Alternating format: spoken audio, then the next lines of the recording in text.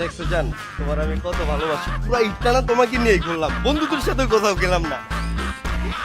এমন হাজবেন্ডের সব ওই গাড়িতে উড়াও রে, আমার হাজবেন্ড একদম দিয়ে দিবি। চুপ। আপনারা কান আমার হাজবেন্ডকে কেন নিয়ে যেতেছেন? হেল্প হেল্প, কেউ হেল্প করেন, কেউ হেল্প করো প্লিজ, হেল্প করো, হেল্প হেল্প প্লিজ। ভাই একটু দাঁড়ান, এমন করেন না, আশেপাশে তো কোনো পুলিশ স্টেশনও চিনি না আমি।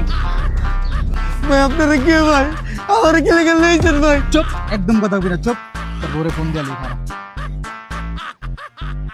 হ্যাঁ হ্যালো, তোর জামাইরে যদি তুই জীবিত দেখতে চাস তাহলে অক্ষণে 2 লাখ টাকা পাঠা। 2 লাখ টাকা মুক্তিপণ পাঠাবি, তোর জামাইরে 3 দিনের ভিতরে ছেড়ে দিব। 3 দিন কেন ভাইয়া? আবার বেশি কথা বল, বেশি কথা বলে কিন্তু 7 দিন রেখে দিব। আচ্ছা আচ্ছা ভাইয়া, আমি এখন দিতেছি। আচ্ছা ঠিক আছে, অক্ষণ পাঠা। 4টি পিলার রেখে দিন। ইয়েস, পাঠাইছে 2 লাখ। আসলে পাঠাইছে? হ্যাঁ মামা, প্ল্যান তো সাকসেস। মামা তোরে কি কম মামা, মনটা দেখতে এত খুশি লাগতেছে। বিয়ার পরে তো এখন পর্যন্ত বউরে ছাড়া আমি বন্ধুকে লাগে ট্যুরে যেতে পারি নাই মামা।